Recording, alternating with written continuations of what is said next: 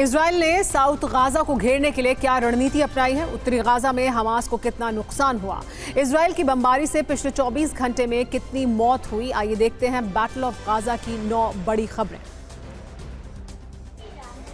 उत्तर के बाद इजराइल का फोकस अब दक्षिण गाजा पर है। पिछले कई दिनों में सेना ने खान यूनिस पर भीषण बमबारी की है, जिसमें काफी लोग मारे गए। आईडीएफ ने अब खान यूनिस में रहने वालों को इलाका छोड़ने की चेतावनी दी है। मिस्र की सीमा के पास दक्षिणी गाजा के राफा में इजरायली सेना ने कमान से पर्चे गिराए हैं। इन पर्चों में लोगों से बंधकों के बारे में जानकारी देने की अपील की गई। पर्चों में लिखा है कि बंधकों के बारे में जानकारी देने वाले को इनाम के साथ पूरी सुरक्षा दी जाएगी। इजराइल की पैराट्रूज ब्रिगेड ने एयरफोर्स के साथ मिलकर शेख इजालिन और रेमन के पास ताबड़तोड़ हमले किए। हमले में हमास के बड़े नुकसान का दावा किया गया है। इस दौरान हमास के 35 सुरंगों की भी पहचान करने का दावा किया गया है।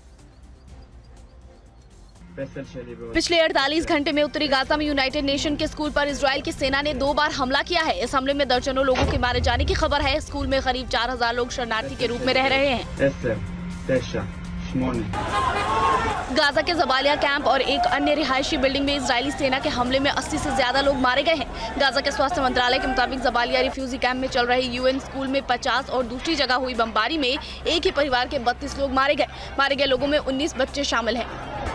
तबाही की ये तस्वीर गाजा अल-ब्यूरीज शरणार्थी शिविर की है। इजराइल की बमबारी में इस कैंप में कई फलस्तीनी नागरिकों के मारे जाने की खबर है। मारे जाने वालों में फलस्तीन का एक पत्रकार भी शामिल है। हमास का एक और कमांडर इजराइल की एयर स्ट्राइक में मारा गया है। इस कमांडर का नाम अहमद बेहर है। बेहर के मारे जाने की पुष्टि हमास ने भी कर दी है। बेहर इजराइल में 7 अक्टूबर के हुए हमले की रणनीति बनाने में शामिल था। इजराइल की सेना ने वेस्ट बैंक के बलाटा शिविर पर कई बार बमबारी करके तहस नहस कर दिया है। नेबलस के पूर्व में स्थित इस शरणार्थी कैंप में बुरी तरह आग लग गई और यहाँ स्थित अल हदा स्मारक तबाह हो गया।